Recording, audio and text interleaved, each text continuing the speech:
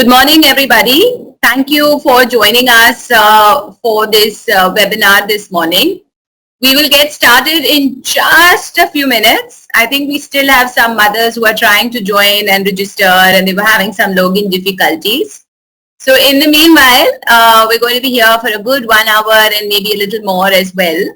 So it might be a good idea that you kind of, visit the washroom, get yourself a bottle of water, all of that, and get yourself organized. Get a lot of comfortable pillows so that you can, be comfortable throughout the session. So just 2 minutes more. We will start at 11:35 sharp. It's 11:30 now. In the next 5 minutes, we are ready to go with our topic of the day, which is diet and exercise during pregnancy. All right, so we're just 2 minutes away from starting the main topic. I'm going to just start introducing myself and etc. while we wait, a little bit about the session also. So we have kept all of you on mute, and this is basically to make sure that, the session goes smoothly and there is no problem in disturbance and static and all of that for you. That's the whole focus of what we are, doing. There is, if you see on the panel, questions box, also an option. So whatever questions you have, please post them in the questions box. We will make sure that I answer all the questions before I end the session. Towards the end of the session, there is a little gift for everybody. So make sure that you stay till the end so that you can avail of the voucher as well. And now we are almost ready to start. Just 1 minute more to go. These are just your basic ground rules. Keep that in mind and enjoy the experience. All right. So I think I'm good to go. And I'll start with sharing my screen and then giving an introduction of myself. And okay, great. Wonderful. So I'm going to start with a short introduction of the session and myself. This session is brought to you by CordLife, which is one of India's leading stem cell banks, in association with Dr. Meera Agarwal. My name is Sonali Shiblani. I'm a pregnancy and postnatal consultant. So I work with parents from the pregnancy to the post-delivery period. And I also do a lot of child nutrition counseling. So the first initial few years of your baby life are also something that I help parents with. I have been in this profession for 16 plus years now, completed 16 years in May of 2020. So it's been a really long journey. I have 2 wonderful kids. My son is going to be turning 20 this year. My daughter is going to be turning 18. So it's been a really long journey as far as even parenting is concerned. I must confess, I'm a storyteller. I love to tell a lot of stories. So along the session also, I will keep kind of, sharing experiences, thoughts, processes, all of those things too. I have been associated with Dr. Meera for many, many years, and it's been my honor and privilege to have conducted many sessions at Agarwal Nursing Home.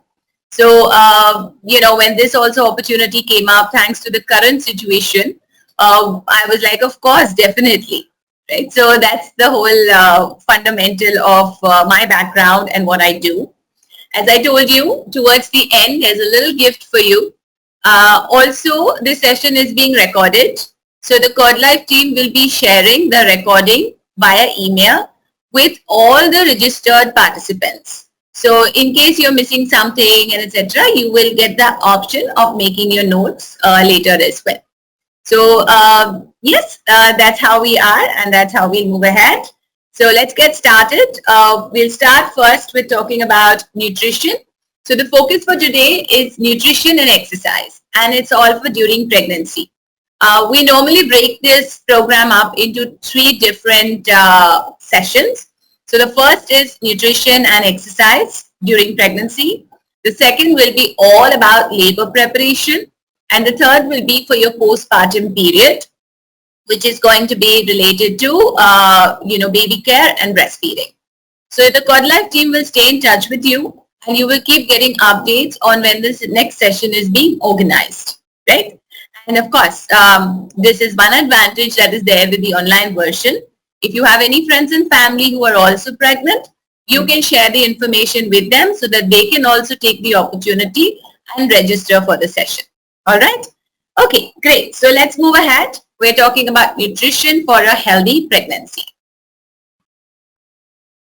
So the first statement that I'd like to start with is healthy eating habits benefit not only the baby, but also the mother and the entire family.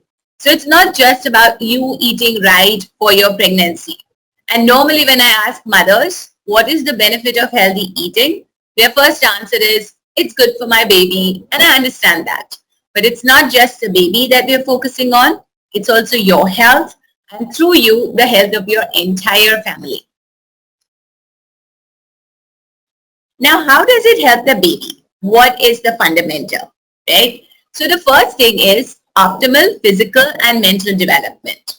Let me help you here with a little bit of examples.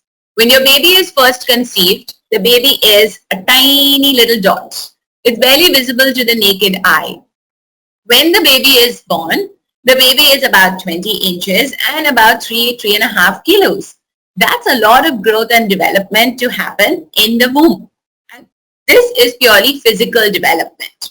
The other thing that happens is from that tiny dot, which has nothing, just some genetic material, some DNA, it now becomes a fully grown baby, which means the heart, the lungs, the kidney, the liver, the stomach, the intestines, the brain, everything is getting formed in the womb. So all the organ development is happening. Now let's call this the foundation period. Think about it, the tallest skyscraper in Mumbai. If the foundation was not good, what will happen? One heavy rain, one tornado or some kind of natural disaster and it will fall down. So that is what happens when the foundation is not strong. So the same thing happens for your baby as well. The womb time where the baby is inside you and the nutrition that you provide is going to lay the foundation for a healthy life even later. So it's not that you're giving the baby the gift of life and nutrition and etc. here in the womb. You're actually giving the gift of health for the rest of your baby's life. Whenever I ask mothers this question, what would make you very happy? Would you feel very excited when you saw an A+ on your child's report card? Of course, all mothers would be happy. I'm a mother too, and I'm like super proud when I see those, achievements academically, of course, with my children. And that's what happens in the womb as well. The maximum brain development happens in the womb, and then of course in the first few years after. So in this initial period, it is very important that the mother is eating healthy so that all the brain cells which are being formed in the womb are also optimum and healthy. And I'm going to tell you what foods to eat to increase those gray cells and make them much more stronger. The next thing is an ideal birth weight.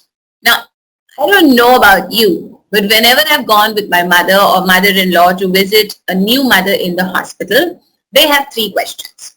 Question number 1 is always, is it a boy or a girl? They're very excited to know that. I mean, it's standard. All of us would be. The second question that they will ask is it a normal delivery or is it a cesarean? That's also something which is very important for them. But the third question they always ask is, what is the weight of the baby? Even in that generation, they are aware that the weight of the baby is extremely crucial as far as the health of the baby is concerned. Most Indian babies are born at about 2.5 to 3.5 kilos. That's the range. And that is completely the normal range. Now, what happens if the baby is bigger than 3.5 kilos? We have obesity, which could become an issue all the life. And second is, even delivery becomes tough. Because how is such a big baby going to come out of that little tiny vagina? So we need to make sure that the baby is not overweight also. What happens if the baby is underweight? If the baby is underweight, the baby is weak, and there are lots of chances of, maybe childhood-related illnesses and etc. because there is initial period is weak. Also, labor doesn't become easy. It doesn't mean that the baby is tiny, the baby is going to just slip out. Because the baby is weak, when the uterine contractions happen, the baby will find it difficult, there will be fetal distress, and chances of the delivery becoming a surgical birth become much more higher. Now, of course, everything can't be about the baby, right? We are not Mother India. And I would definitely recommend that you should not be Mother India. So for the mother also, there are various benefits. First and foremost is a healthy and safe pregnancy. So when you're looking at a healthy and safe pregnancy, it just basically means that because you eat the right foods, you don't get into various pregnancy complications, your health remains good, your overall well-being is taken care of. Let me give you an example to explain why a timely labor and birth is very important. So look at it this way. A full term is considered to be anything which crosses 37 weeks of pregnancy. Now I'm going to give you an example for yourself. Imagine you've gone on a holiday. Just imagine, right now I know we're not going on a holiday, but imagine you've gone on a holiday. You arrive at the hotel and the hotel is absolutely gorgeous. It's posh, it's well-made, maintained, the staff is great, the service is excellent. You love it. You would love to stay there and you enjoy your stay there and you'll stay there and you might, when you're leaving also, you might say, oh, I wish I could stay a couple of days more. You miss it. You think about it, right? The other scenario is you arrive at your holiday at the hotel and the hotel is a mess. The rooms are shabby, the bed sheets are smelling, the bathrooms are dirty. Do you feel like staying? Not really, because the environment is not conducive for you. Keeping this in mind, even your baby in your womb is staying in a hotel. If you make sure that the environment is healthy and optimal and posh and the service is great, the baby will stay for the designated period of time and will not want to come out early. So that's very important. Having your labor and birth on time is great because we don't have the baby needing the NICU. The third area is a positive birth experience. Trust me, when I got pregnant the first time, the only worry that I had was, oh my God, I'm going to have to go through labor. It was like a thing. I was scared. But I understood over the next few months and after my birth happened that because I had a healthy lifestyle, I was eating healthy and I had a positive mental frame of mind, my birth experience was also very positive. So shorter labor, less pain, easy to manage, all of those benefits are there. Hormones are a major issue, isn't it? I don't know how many fathers are there in the room, but I'm sure you're going to vouch for the fact that many times pregnant women can be very, very difficult. They cry, they are irritable, they're irrational, they have odd demands. In general, the hormones are acting up. But when the mother is eating right, the hormones also get well maintained. And that is something which is really, really important to keep in mind. Last but not the least, and I love this one, is the optimal weight gain. We don't want to gain extra weight, right? It's really important that we look our slim self. I'm a mother to two adults, but I hope to not look like a mother to two adults for a long time to come. So during pregnancy, you need about 300 extra calories per day. And in the post-delivery period, while you're breastfeeding, you need about 300 to 500 extra calories per day. Now, when you're looking at 300 extra calories, please remember you are not supposed to be eating for two. That is how people talk about, right? So normal adult would eat about 1800 to 2000 calories, adult female. During pregnancy, you would eat about 2300 calories and that's it. Now these 300 extra calories, let me give you a simple explanation instead of trying to kind of, get it all complicated, would be equivalent to 2 chapatis, a bowl of vegetable, and maybe a cup of curd. That's it. That's the extra amount that you need in a day. Now, obviously, in every meal, you're not going to eat 2 chapatis extra. So if you eat a little bit extra in every meal, that is going to account for your extra 300 calories. The best way to plan your diet is to always look at the food pyramid and to have a balanced meal. That is very important. The moment you kind of, understand what a balanced meal is, trust me, you will not go wrong with your own diet planning. You'll be able to be a great nutritionist for the rest of your family also. And as women, that's a great role that we play, isn't it? We plan the meals for the entire family, and if we can learn how to do this, it becomes a benefit not just to you, your pregnancy, your baby, but also your entire family. So now let's look at how we're going to choose the foods and what foods and how much we're supposed to eat, especially now. So the first thing, and I would kind of ask you to imagine an Indian thali is carbohydrates, and the main source is cereals. So think roti, rice, bread, other grains like your nachni, ragi, jawar, bajra. All of these things are part and parcel of your grains. Even things like dosa, upma, poha, all of these are part of your cereals group. Now what you need to do is consume minimum 6 to 11 servings per day. How do you understand what a serving is? One 8-inch roti is considered to be one serving. A slice of bread is considered to be one serving. A bowl of rice is considered to be one serving. Now this is optimal for overall fetal development, so don't give up on your carbs. Always make sure that you have adequate carbs also. So if any of you have been in some diet plan where you're trying to lose weight, carbs are always considered to be, oh my God, don't eat carbs. But that's not the way it should be during pregnancy. You have to have the right amount of carbs also. But you also need to choose the right carbs. So I took so many names, right? Roti, jawar, bajra, wheat, all of these things. I took all of these names. It's a good idea to use unrefined grains. Avoid refined grains. And two main examples that are there in the Indian diet of refined grains that I can share with you is maida and white rice. Try and avoid these things. And it really sneaks into our diet. You know, most of us will take white bread. We'll, eat rice on a regular basis and it's white rice. So you might want to switch over to brown rice, red rice, palm oil rice. All of these are unrefined versions. They might take a little getting used to in terms of taste, but they're definitely more healthier because the grain has not been polished extensively. Also have a variety. Don't get stuck to only one grain. So you can make your rotis out of the other grains also. So you'll get a multitude of nutrients. So include these grains in your diet, all of them, and divide it over, the days of the week. The next portion that you're going to talk about is fruits and vegetables. Now, fruits and vegetables are stars. I love them. Basically because right now, more than anything else, they help to build your immunity. They have tons of antioxidants and they're going to help to build your immunity as well. They're a rich source of vitamins and minerals, and it's really important to consume adequate fruits and vegetables every day. Now, I have listed some numbers there. It's 2 to 4 servings per day of fruits and 3 to 5 servings per day of vegetables. How do I decide which is which, right? So what I'm going to do is every serving of a fruit or vegetable should be a minimum of 100 grams.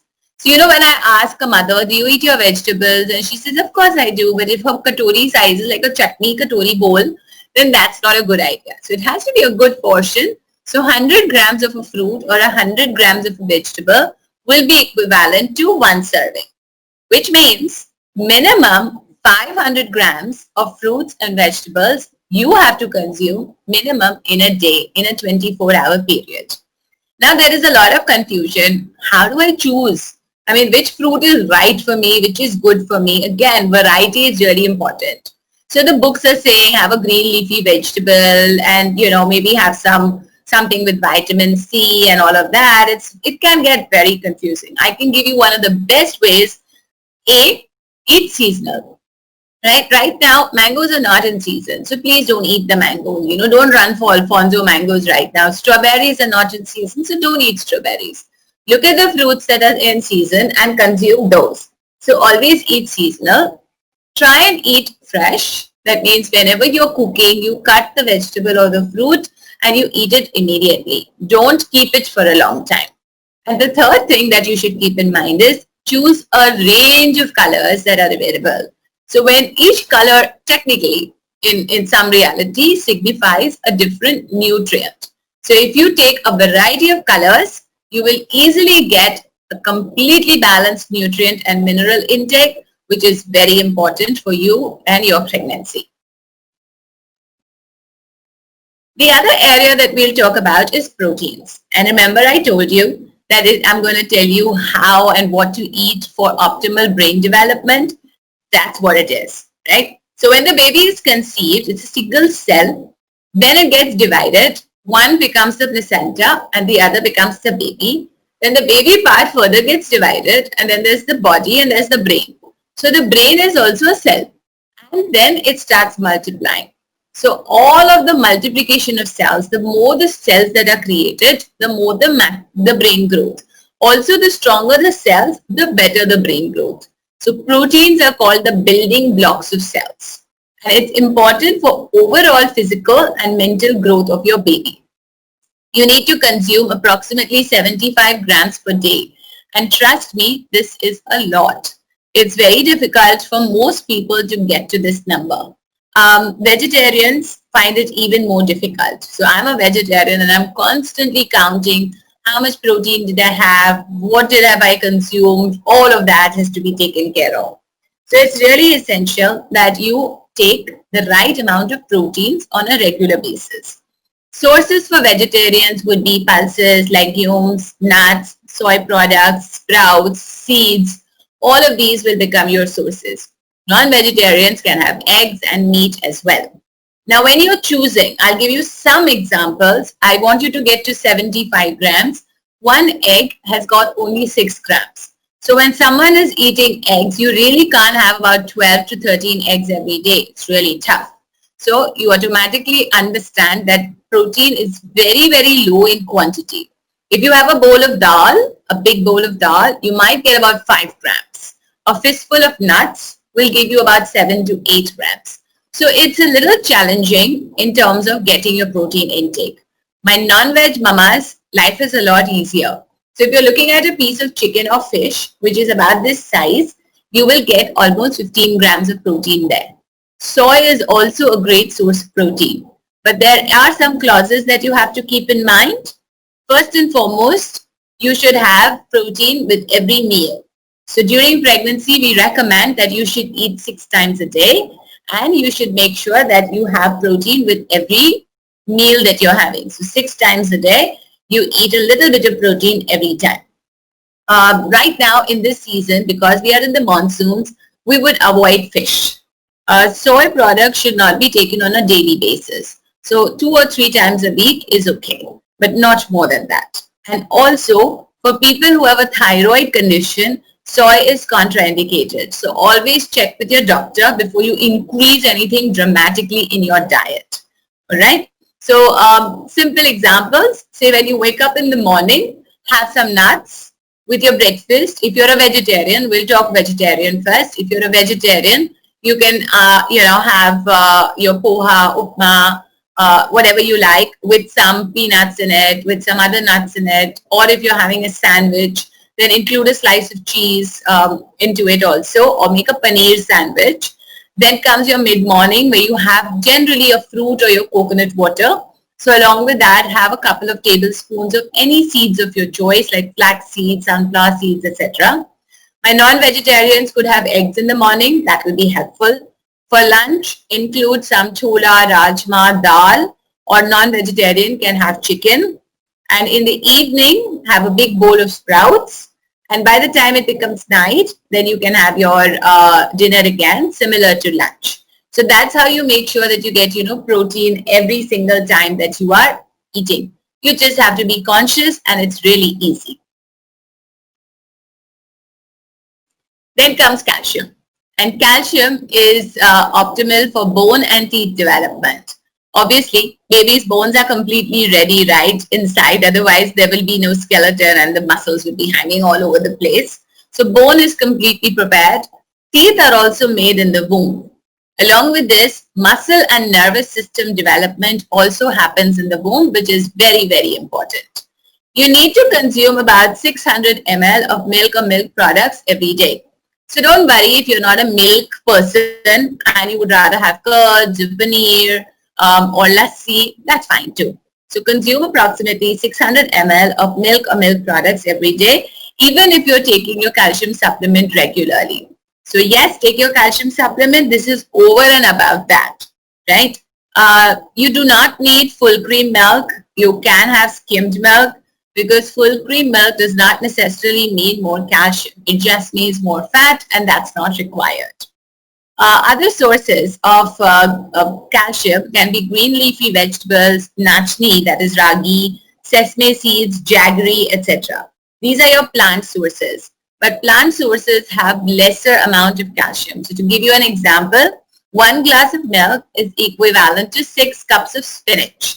Now, I think having the glass of milk is a lot easier than having 6 cups of spinach every day. So think about it. Include some dairy in your daily lifestyle. In case it's a problem and you have a lactose issue, then you should consult with your doctor or a nutritionist to plan an optimal diet for yourself. Then comes our favorite part. We all like this, isn't it? Fats, oils, and sweets. I mean, last night, I personally also, one of the rare days, because we were sitting and watching a movie, so I absolutely binged on some potato chips, and they are yum. But ideally, it should be once in a while, not on a daily basis. So consume in moderation. There is a complete myth that, if you eat a lot of ghee in the last month, you are going to deliver very easily. That is not true. So you do not need to have tons of ghee in the last month of pregnancy or even post-delivery. So just ensure that you have very little, the way you would need on your paratha or your tadka, biryani, all that is okay. But don't go overboard on your fats and oils. Basically, we're using unsaturated fats. So you can try olive oil for a change, flax seeds, walnuts, all of these are great sources of healthy fats. And then comes the sweets. So dessert, always share. Meetha, sabko khilana chahiye. That's the logic, isn't it? So don't have the whole dessert yourself and have it once in a while, because excessive sugar and fats and oils are going to only make you gain weight, and that is not fun for you. These are also considered to be other things that people eat or consume. We can't strictly call them nutrients, but well, nevertheless. So first is water.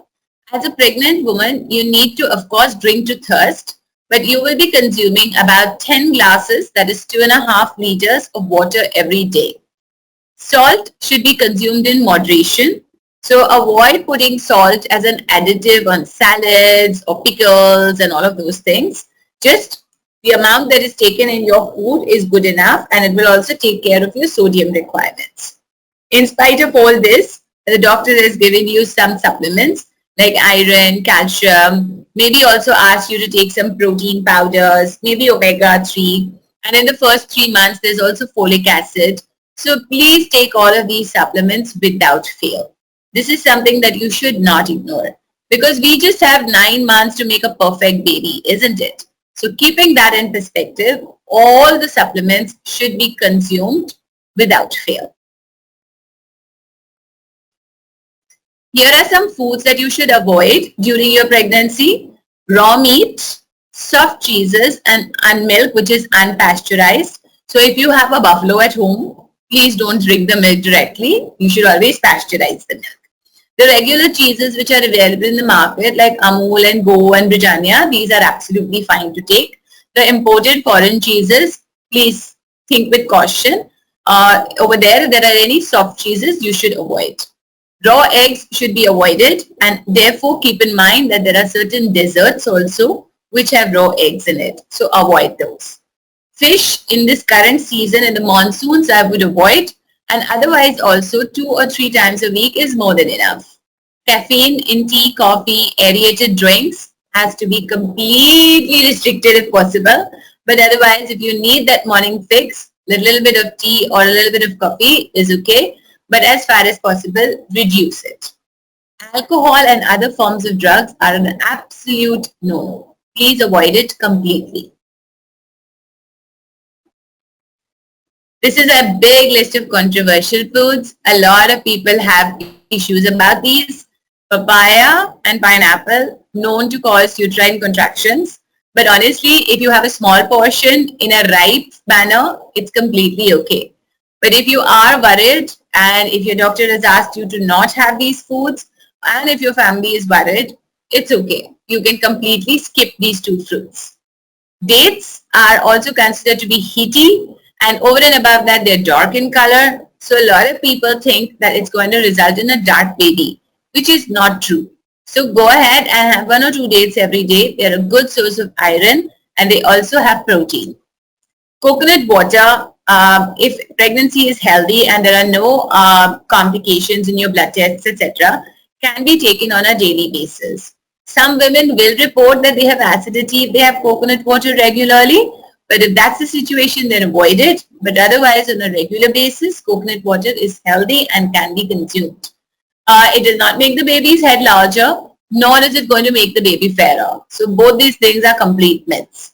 And then ghee, as I already told you, in moderation is okay, but it's not going to make your delivery faster, nor is it going to make you stronger post-delivery.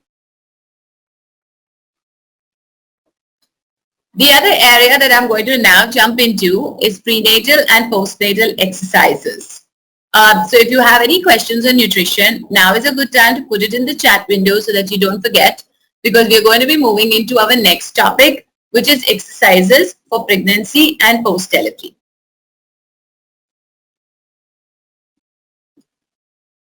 So there are tons of benefits of exercise to mothers, isn't it? That is something which we are always looking at. So first and foremost, it's very important that you should check with your doctor if exercise is allowed for you. Once your doctor gives you the green signal for exercises, then you can go ahead and start off your pregnancy exercises. It helps to ease or prevent back pain and other discomforts. Most importantly, exercise is a mood booster. So it helps your moods to become much better. Energy levels also will rise with exercise. And you know, in the initial few days when you first start your exercises, you might feel that I'm a little bit low on energy, I'm feeling tired, I'm feeling exhausted and all of that. That is fairly normal. But after that, you know, once you've been doing it regularly for the first few days, you will realize that you are able to have more energy because of your exercise program. It can also actually help you to sleep better. Now I'm not running a very active prenatal class because of the COVID situation, but normally in my regular classes, I get this statement from mothers that, you know, the day you make us exercise, we are absolutely kind of, you know, full of energy and we can sleep better. Why can't we have a regular exercise class every day? So that obviously becomes a little bit much. It will help you to prevent excessive weight gain. It's going to increase your stamina and muscle strength. It reduces the incidence of pregnancy complications. So many people have a myth, right? That if I exercise, I will go into labor early, I might get preterm contractions. So that is something that you have to keep in mind. It will help to make your labor and delivery smoother because your body is ready, your muscles have been stretched well, and they're much more elastic. And it will also aid in a faster postpartum recovery. Again, you have to jump back into your routine. You have to take care of your baby. You have a lot of things that you have to do. So it will help in your recovery becoming much more faster. So there are tons of benefits, right? Which means that we should definitely consider exercise during pregnancy. Now, what is it that we're going to do? Let's take a look. So the first thing is your posture. Now, if you look at the woman on the left, she's sitting on the chair and she's slouching. She doesn't have proper back support. This is a woman who's going to get a lot of backache during pregnancy. If you see the woman on the right, she is sitting up tall and straight. She's erect and her buttocks are touching the back of the chair and her entire back is also supported. So this is a great pregnancy posture and it should be considered actively during pregnancy for sitting. This is a woman standing, and if you look at the way the woman is standing on the right. Now let's look at the picture on the right. When you look at the woman on the right, she is hunching forward. You know, the shoulders are hunched, the spine is curved. So look at the situation. Now this is a woman, say a normal back. Normally also we have a little bit of a curvature in the back. So the back is kind of like this. Now over and above this, because the abdomen weight is growing, the back hunches further like this, right? The spine gets a bigger curvature. The other thing that happens is the size of your breast goes on increasing. Because the size of the breast increases, here the shoulders start hunching forward. So you have a big curve over here, a lot of pressure, and then you get a lot of pressure here as well. So keeping this in mind, it's very important that when you are standing during pregnancy, you keep yourself tall and erect, you push your shoulders back, and you kind of stick your chest out. That is going to be an ideal pregnancy posture. These are some exercises that you can start doing. But again, I'm putting a reminder, make sure you check with your doctor before you start any exercises during pregnancy. If you're worried or concerned, you can always do a walking program only. Just put on your shoes, go for a walk, carry a bottle of water. That is something which will also help you to stay fit. So the first one is neck rotations. And while you're sitting there, you can do a few with me as well. So slowly drop your chin to your chest. Drop your head back. Right, that's one position. You can look to the left and then look to the right. Okay, you can go left, drop your left ear to your left shoulder, right ear to your right shoulder. Okay, that's your third. And then we can do the full rotation together. Drop your chin to your chest, left ear to left shoulder, back of the head to the back, right ear to right shoulder, and chin to chest. And let's reverse it. Right ear to right shoulder, back of the head to the back, left ear to left shoulder, and chin to chest. Right? So that's something that you could consider doing on a regular basis. It will help to improve circulation to your head, and it will help to prevent things like backaches and etc. Headaches and etc. Sorry. The other thing that you can also do is wrist rotations. So many times what happens is if we work on the computer a lot, we're kind of, maybe when we sleep on our hand. So we end up getting a lot of swelling, etc. in our hands, or our fingers feel as if they need a little bit of, strength. So as soon as you feel something like this, or even on a regular basis, make a nice fist and let's do wrist rotations together, nicely and slowly. Don't be in a rush to do your prenatal exercises, right? And then go left. Yeah. And you can also do, exercises like that. Okay. Also, the counts have to be dependent on you. It's not necessary. I'm showing you a few counts. Once you have permission from the doctor, you can easily do about 12, 16 counts of each of the exercises as part of your routine. Sitting in one position, you can also do your foot exercises, which is great for your ankles and calves.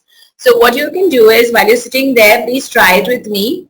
Point your feet and flex, point, and we're doing this for the feet, okay, and flex, point, and flex. And then now just circle. So that's great for your ankles, nicely and slowly, first in one direction, and then circle in the other direction, okay.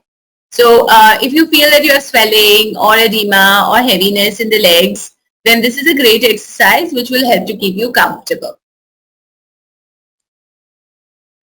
The butterfly sitting position is excellent to prepare your pelvis for labor and birth. So if you are comfortable, you can try this out right now. Bring your feet together as close to the pelvis as possible and keep your knees as low to the ground as possible. And then slowly raise it up and down as if you were a butterfly flapping. So it's up and down. I would ideally recommend that you can sit in this position when you're watching television or you are, talking on the phone. This can be a great way to sit and get your exercise done also. If you have a lot of backache and also as a preventive, you can do a cat and camel position. Always do this on a mat. Don't do it on the bed so that you have good stability. Put yourself on all fours. Your arms are below your shoulders and your knees are hip distance apart. The first thing you're going to do is arch your back like a cat and look up at the ceiling. And the next thing you're going to hold it there for a couple of counts. And then round out your back like a camel and look down at your navel. And again, hold it for a couple of counts. And then you can repeat it. So this is something which will help you with your back pain, lower and upper. If you feel stretching on your abdomen marginally, that is considered to be normal. Don't worry about it. But if you're feeling pain and discomfort, then please stop. You can try the pelvic tilt lying on your back. So I'm hoping that you're trying the exercises also so that you have good number of questions for me when I'm done with showing you the postures. So lie down on your back. Place your feet firmly on the ground like this. And then keep your hands next to your buttocks. And now slowly raise your hips off the floor. This is also a great exercise for your back. And it helps to strengthen your back muscles. So if you have back pain issues and all, they will get resolved. You can hold it up for a few counts and then slowly, gently release. And then once again, try it. Raise yourself up and slowly release. Okay. So you can do this a few times when you are doing it as a routine. Leg raises are excellent again to prepare the pelvis, to prepare your body for labor and birth. So let's do it together. Lie down on your side. Make sure your body is in a straight line. And then support yourself. The lower leg is folded. The upper leg will be straight. And now slowly raise the upper leg to 90 degrees and bring it down. And then take it up to 90 degrees. 90, okay? Don't stop at 40, 45. Take it up all the way to 90 degrees. And then drop. And take it up and drop, right? So my class on a regular basis does almost 32 of these for each leg. But when you begin, you should start with just a few counts till you get ready, till your body starts getting comfortable. And then you can increase the number of counts as per the requirement. Squats are a very famous pregnancy exercise. The best way to do squats is always get a firm chair or wall, or of course you can also use your husband for support so that you don't wobble. But don't use that support to get up and sit down. That is only to ensure that you don't, fumble, fall, lose your balance. But you should be using your body to squat and to get up. Okay. I have shown you a half squat over here, and this is what we recommend. So what you have to do is take that firm support. Legs are as wide apart as possible. Make sure your toes are pointing out. As you can see in the picture that I have put up, you can also see that the knees of the mother are in the same line as her toes. So that is something which is very important. So always do a squat in this manner. That is what is going to help you in terms of preparing your pelvis. And I'm only doing a half squat. I don't make mothers do full squats all through pregnancy. The full squats are done much later once the baby's head has fixed, locked and engaged closer to delivery. The next thing that we are going to do is deep breathing. So deep breathing not only helps to build your lung capacity, but it also helps to tone your abdominal muscles. And that is something which is going to help you a lot during labor. So let's try it together. Close your eyes. Take a deep breath in all the way to your lower abdomen and exhale. Inhale. Exhale.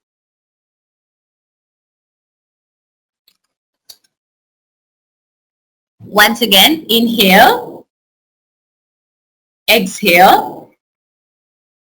Don't hold your breath anywhere, but make it as deep as possible, all the way to the lower abdomen.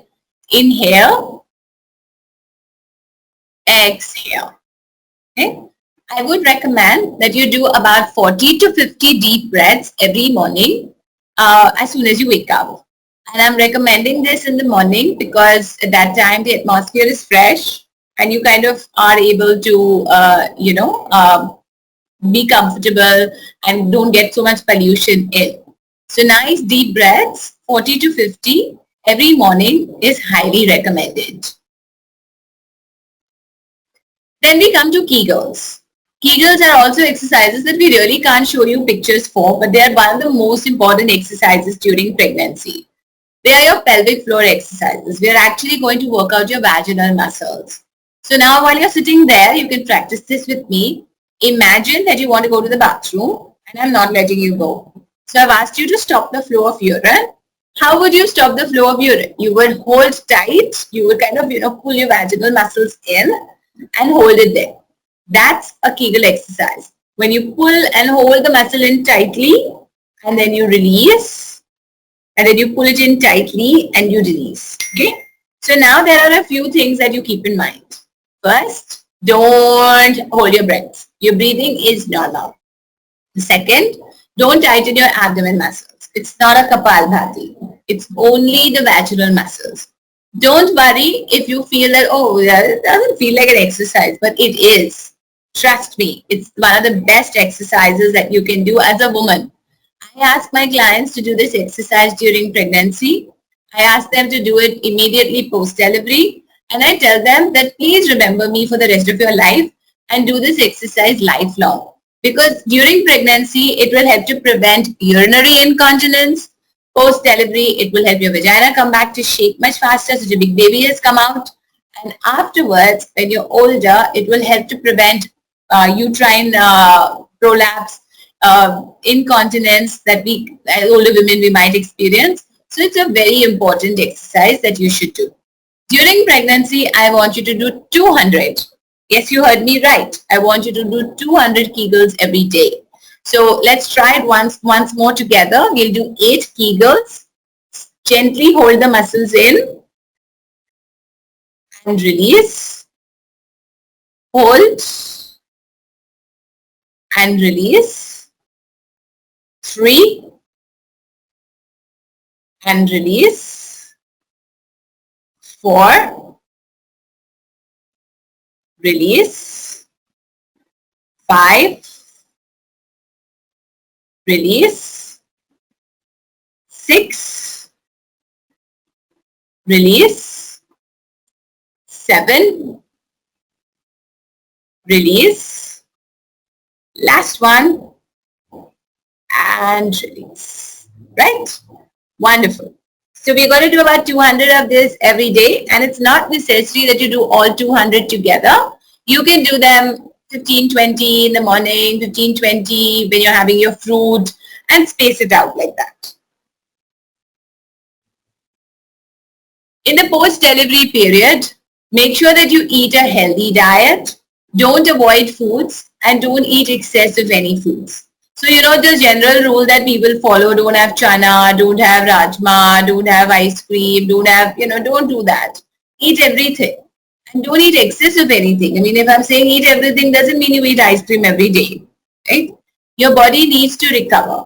So do not go on a crash diet, because many of us think that, oh my God, I'm still so overweight, I need to lose weight, and then we start trying to diet, which is not a good thing while you are a breastfeeding mother. Weight loss is gradual. It took 9 months to gain the weight and make the baby. You'll need at least 6 months for the slow and gradual weight loss, so keep that in mind. Postnatal exercises in a vaginal birth, you can start at about 6 weeks, and in a cesarean birth, all exercises can start at about 3 months. So your body needs that much time to recover. Always the best exercise that you can start with, again, is a walking program, because you don't need supervision, and many times, of course, when it is safe, you can put your baby in the pram and go for a walk. Or you can also wear your baby in a baby wrap and just go for a walk. It just becomes a pleasant outing for both you and the baby also. Always listen to your body. If you're tired on a particular day, it's okay. Take your time off, rest. So that's all the information that I have to share. I'm going to start taking questions now. But before I go there, we have a gift coupon for you, which is worth rupees 400, and this is from Mama Earth. Mama Earth is an organic brand for skin and hair care products, and you can also do a little bit of shopping for yourself and for your baby. So it's time to pamper yourself. The CordLife team will be in touch with you within 24 to 48 hours after the session, and they will share this coupon with you. Otherwise, you can, of course, obviously, take the screenshot over here as well. but they will be sharing the coupon with you in the email, so you will be able to then redeem it much more easily. They will also want to give you a presentation about the stem cell banking. So please make sure that you attend to the call and take the presentation. All those who take the presentation are going to get a complimentary pregnancy program, which is online with me. So that is also an offer which is available for you. And the third thing, of course, is they're going to be able to share the recording with you. So stay in touch and stay in touch for the future sessions as well. I'm going to open up the question section now. So if you have any questions, you can put it there. Other details I have put about myself. You have my website. My Instagram and Facebook handle is baby360degrees. I would really request that you follow me because I keep posting a lot of content there. And I have a YouTube channel as well, which is the Pregnancy Coach by Baby360degrees. So get subscribed there because we're always uploading new videos and new content there as well.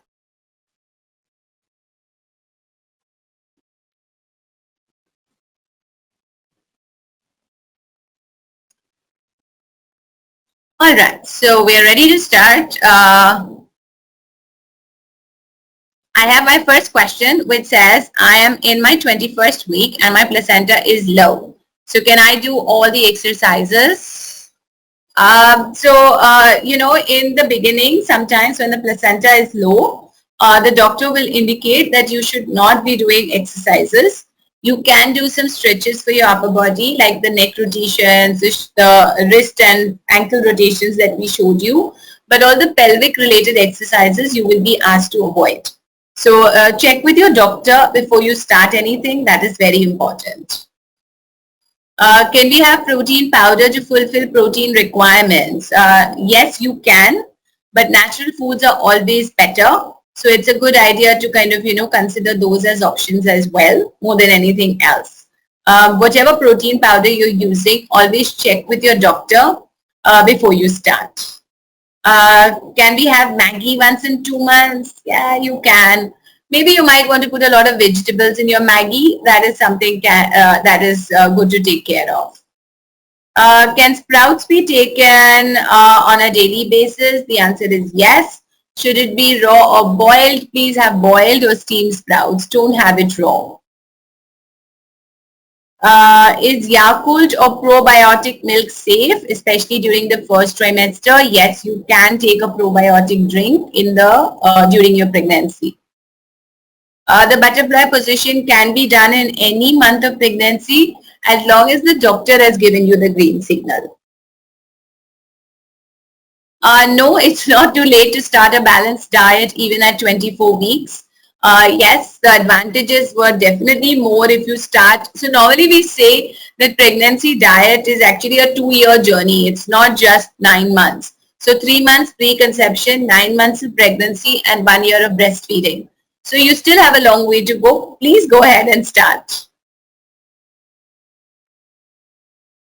Yes, you can sit with folded legs, but for a long time in any position is not recommended. So you should always take a break. You should get up and walk around. Like this session was an hour and something, so I did not initiate a break. But when we do longer sessions, we always ask our pregnant mothers to get up, walk around, stretch their legs, maybe use the washroom and come back. So don't sit for a long time in any position. I showed you the picture of the half squats. So that's exactly what half squats is. So I had my growth scan at the end of 32 weeks and the baby's weight is already around 2.5 kilos. No, it's pretty normal because the upper end of the weight is 3.5 kilos. So you still have 1 kilo to go. There's nothing to worry about. Methi laddus, you don't need to really have methi laddus.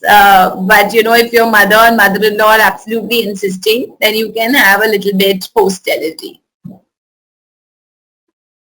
What is the best natural food to be consumed for good breast milk? We are going to have a full-fledged breastfeeding session for you, but let me answer this one. Water. You need to have about 12 to 14 glasses of water every day to produce good breast milk. Yes, you can sit on the floor if pregnancy is healthy. You don't need to worry about it. Gestational diabetes, ma'am, you will need proper diet planning. If the sugar levels are going really high, the doctor will want you to take the insulin. So please take it. Don't be afraid of it. It happens for a lot of women. But if it is marginal, then it can be helped with diet also. So you can consult a nutritionist for the same, or if you want diet suggestions and diet plan from our end, you can get in touch with us and book a consult through our website. Um, the chat box, your question is already here. That means you found it, I guess. Are fruit yogurts and chocolates okay? I would say no in excess, because when we are looking at these fruit yogurts, they definitely have a lot of sugar added in it. So please avoid anything which is artificially flavored. Chocolates you can have a little bit once in a while for taste. Don't go overboard with it also. I'm in my 13th week and my energy levels are so down that I can't work out. I was always an active person, but not sure.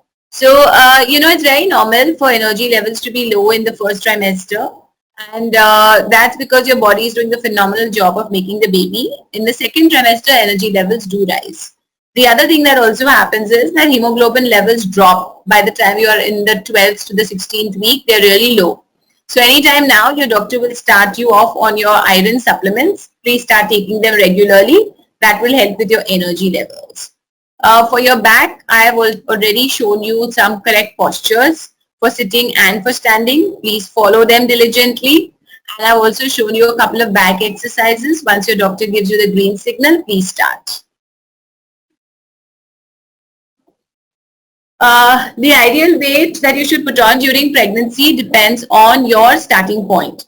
So if you started your pregnancy at a healthy weight, then your total weight gain should be between 10 to 12 kilos. That would be the ideal.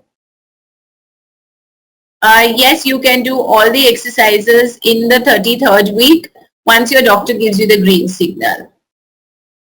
If pregnancy is healthy, ideally you should walk about 30 to 45 minutes every day.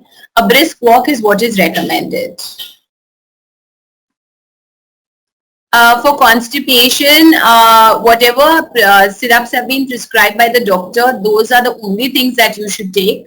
What I would also suggest for constipation is make sure you have lots of water.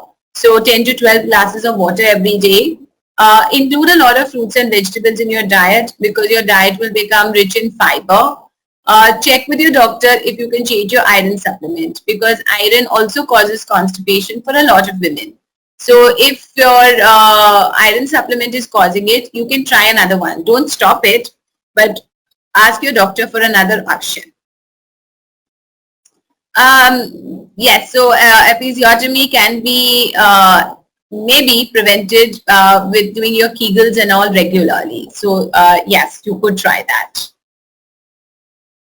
Avocados are healthy. Yes, definitely. They're also, of course, very fattening. So don't have too many, but having half or one avocado every day is not a problem.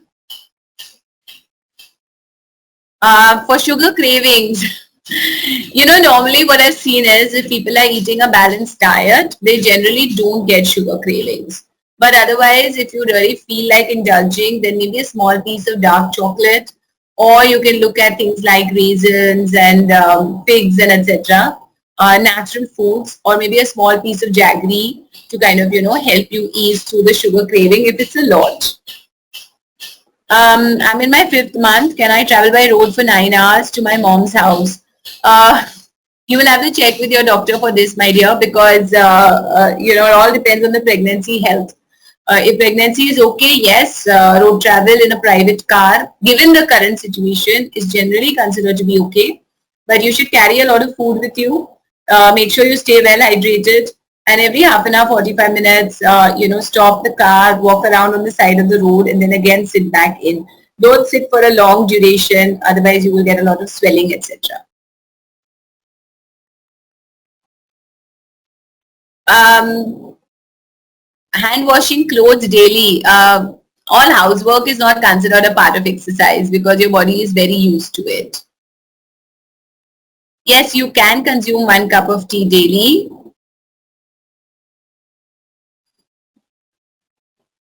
I've already said that avoid too much of sweets. It will make you gain too much of weight, and that is not okay. As far as epidurals are concerned, it is a personal choice, and we will talk about it when we do the labor session. So make sure you join that.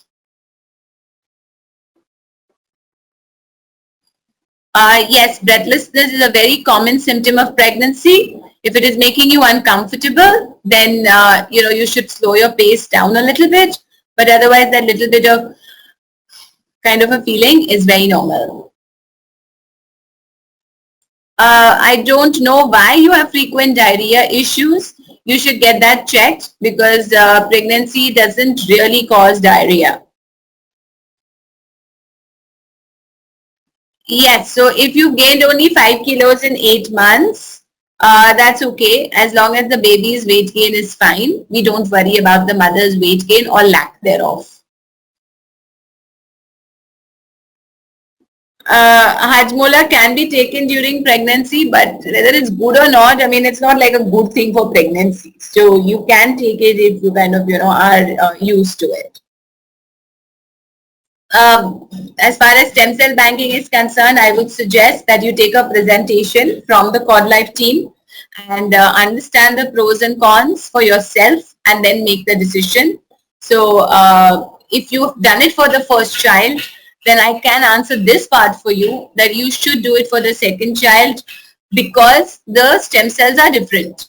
It's not that we've done for one and we can use for everybody. There is a possibility that it will match the second one, but it's not 100%. So if you've already done stem cell banking for the first one, then you should go ahead and do it for the second one for sure because you already understood the pros and cons, and you need a different set of stem cells for the second child. Yes, so palpitations are also fairly normal. It, your heart rate kind of, obviously your heart is pumping blood at a much higher rate. I am 21 weeks pregnant and I am losing weight instead of gaining. If you have a lot of vomiting and nausea feeling and you're not able to eat properly, then you should visit your doctor on this. That is very, very important because so much of weight loss is not recommended. Yes, thank you. I'm really happy that the questions and answers have helped you and the content has helped you. It's a good. Can you please, everybody can share feedback on the session so that we learn how to improve this better for you. This has been a regular affair for me to do sessions for Dr. Meera. It's like home for me. Now we're doing it in a different way. That's all. Anything for gas issues. So, basically what happens is that during pregnancy, the hormonal changes make your digestion process a lot slower. So a lot of mothers feel bloating, burps, gas, all of that. Try and eat small meals, but eat frequently so that you don't get acidity and etc. Try and avoid heavy and spicy foods and oily foods. That's very, very essential.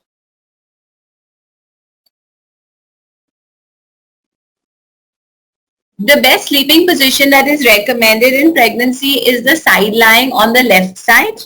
However, that doesn't mean that the other positions are bad. If you find yourself, on your back once in a while in the night, you wake up, there's nothing to panic. It's perfectly all right. Generally, if the baby is uncomfortable, the baby will really kick and wake you up. And then automatically, as a mother or as a sleeping person, you will change your side.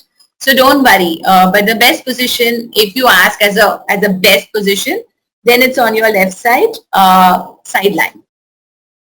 Heartburn is acidity. So again, small meals, eat frequently, don't go hungry for a long time, avoid oily and spicy foods.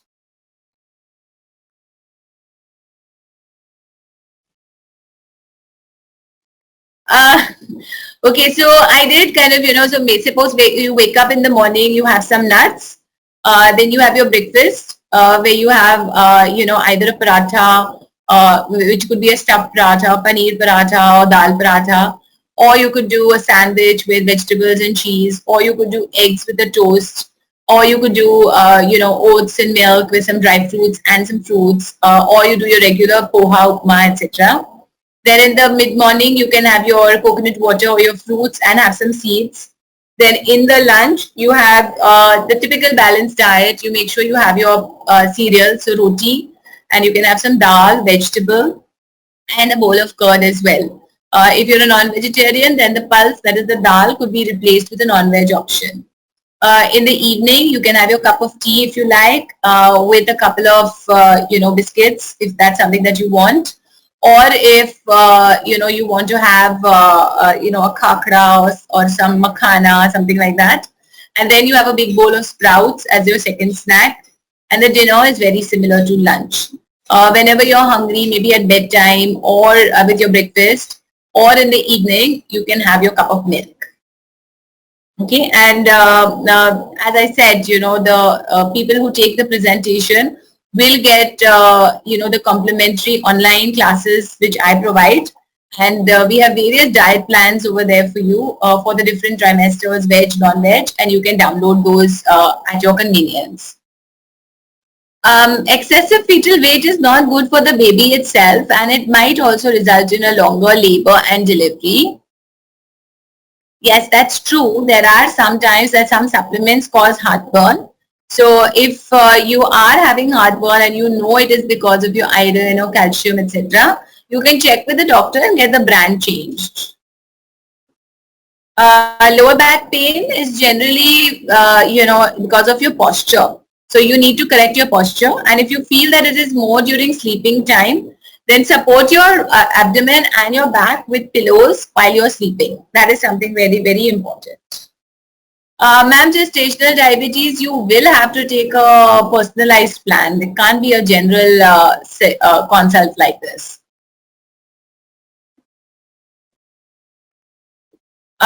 So yes, if the baby's weight grows very rapidly, then it can put pressure on the cervix, and it might lead to even the water bag breaking, which could then become early labor.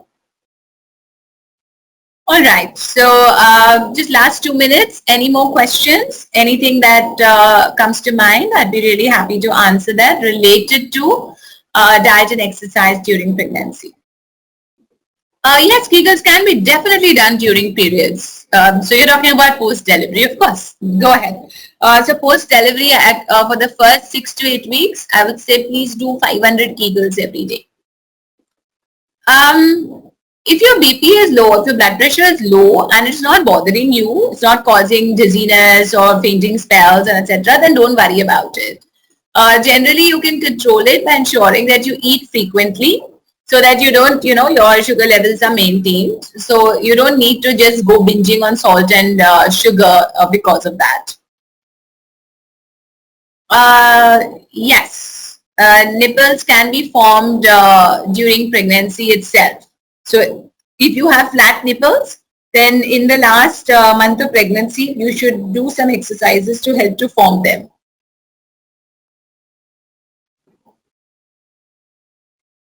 No, there's nothing like that during COVID you have to drink a lot of kara and all of those things. No, just eat healthy and follow all the norms that have been laid out, like social distancing, avoid meeting people, avoid going out too much. Those are things that you have to take care of. Yes, you can consume dry fruits on a daily basis. But see, all of these recommendations that I've been giving are general recommendations for a healthy pregnancy. If there are any pregnancy conditions, you should always consult with your doctor and then take a call.